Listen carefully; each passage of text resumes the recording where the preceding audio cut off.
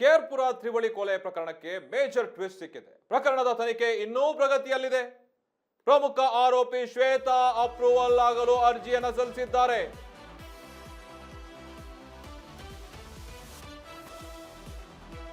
ಕೇರ್ಪುರ ತ್ರಿವಳಿ ಕೊಲೆ ಪ್ರಕರಣಕ್ಕೆ ಮೇಜರ್ ಟ್ವಿಸ್ಟ್. ಪ್ರಕರಣದ ತನಿಖೆ ಇನ್ನೂ ಪ್ರಗತಿಯಲ್ಲಿದೆ.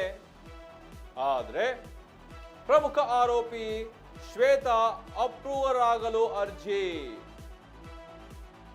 ಗೆಳೆಯ ಕೆನ್ನತ್ತು ವಿರುದ್ಧವೇ ಸಾಕ್ಷಿ ಹೇಳಲು ಸಿದ್ಧಳಾದ್ಲ ಶ್ವೇತಾ.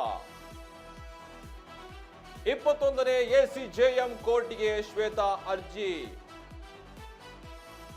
ಅರ್ಜಿಯಲ್ಲಿ ಕೊಲೆಯಲ್ಲಿ ನಾನು ಭಾಗಿಯಾಗಿದ್ದೆ, ಆದರೆ ಕೊಲೆ ಮಾಡಿಲ್ಲ ಅಂತ ಹೇಳಿ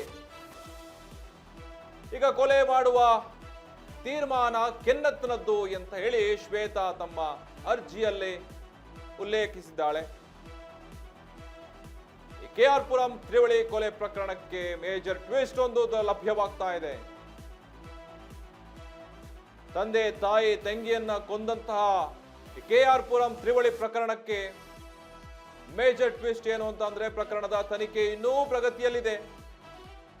ಆದರೆ ಈ ಪ್ರಕರಣದಲ್ಲಿ ಪ್ರಮುಖವಾದಂತಹ ಆರೋಪಿ ಶ್ವೇತಾ ಅಪ್ರೂವಲ್ ಆಗಲು ಅರ್ಜಿಯನ್ನ ಹಾಕಿದ್ದು. ಆದರೆ ಆಕೆಯ ಜೊತೆ ಇದ್ದಂತಹ ಗೆಳೆಯ ಕೆನತ್ ಅವನ ವಿರುದ್ಧವೇ ಸಾಕ್ಷಿ ಹೇಳಲು ಸಿದ್ಧಳಾದ್ದು ಶ್ವೇತಾ. ತನ್ನ ಮನೆಯ ರಕ್ತ ಹಚ್ಕೊಂಡು ಹುಟ್ಟಿರುವಂತಹ ತಂಗಿ, ತನ್ನ ಪೋಷಕರು, ಇವೆಲ್ಲದೂ ಕೂಡ ಅವಳಿಗೆ ಮನವರಿಕೆ ಆಗಿದೆಯೋ, ಸಾಕ್ಷಿಗಳನ್ನ ಇವಾಗ ಅವಳೇ ಸಾಕ್ಷಿಯಾಗಿ ಗೆಳೆಯನ ವಿರುದ್ಧ, ಕೆನ್ನತ್ ವಿರುದ್ಧ ಈಗ ಹೇಳಲು ಸಿದ್ಧಳಾಗಿದ್ದಾಳೆ ಶ್ವೇತಾ.